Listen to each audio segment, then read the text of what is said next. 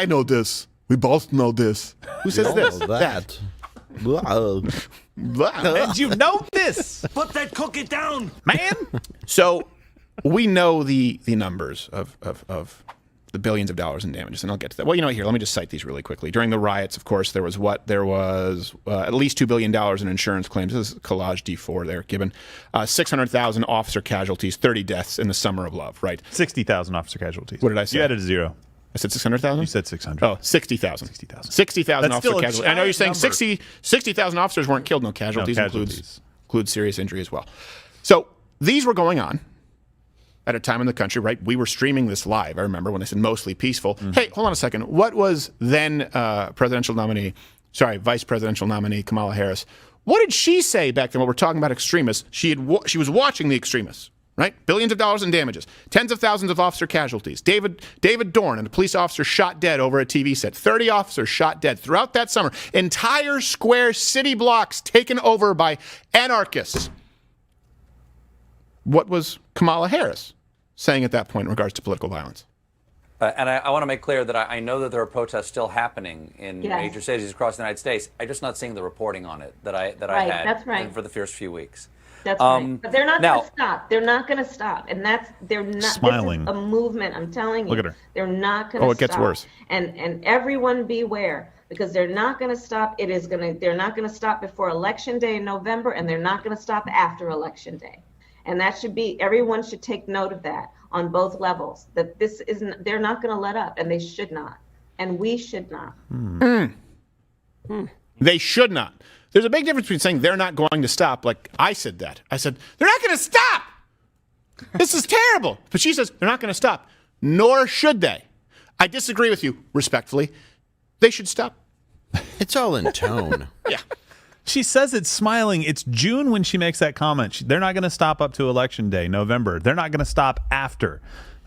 So you mean even if you win the election, that's not going to be enough? Right. Is that what you're saying? It's never enough until you completely change this country and go away from the Constitution, which we just talked about? Right. Thank you for telling us exactly what you're going to do if people would only listen to that. Can't stop till you get enough, which, by the way, she also listened to in 1962. Don't know how she did it. Smoking weed with Tupac. Yeah. So here's something worse with her. Playing tape records. She didn't just say they shouldn't stop. She raised money to bail out violent rioters during the Minnesota riots, in case you've forgotten. She tweeted, if you're able to, chip in now to the Minnesota Freedom Fund to help post bail for those protesting on the ground in Minnesota. Now, this isn't just a lone gunman when you're talking about these riots. Again, put yourself back where you were during these riots.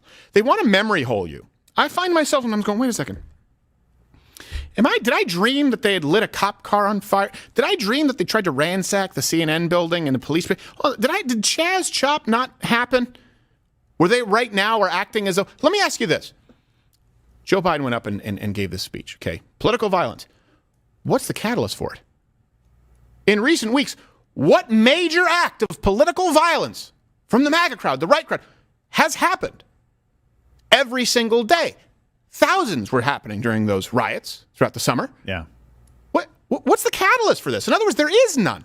They don't have anything, so they're trying to warn you about violence that may come. And as Dave said, there's a theory that maybe they're trying to actually stir it up. Of course, don't take the bait from the Fed glowworms. This Kamala Harris to the backed fund, just so you know, it helped release repeat felon Sean Michael Tillman on April 29th. He was charged with murder August 30th. So he was released. Who could have seen that coming? That the guy who wanted to defund the police and burn down buildings and a Walgreens might actually go on to continue being a violent criminal. Yeah. And this is the fund that she told you to contribute to. If you have time to help out to get these freedom fighters out of jail, you mean the murderer? Yeah. You're saying a violent criminal got out and hurt somebody? Yeah. Is there something wrong with our prison system? Well, it's not wrong with our prison system so much as it is her Twitter profile. Oh. Yeah, because she got him money to be bailed out. Oh, right. He didn't make it to the prison system. She belongs to the streets. It's more like a revolving door, like Elf. Well, of course. You just keep going around. You're just confused in it, and then they let you go. Were you about to say something there, Gerald? No? Okay. Did you have something? Do you want to stay on YouTube or not?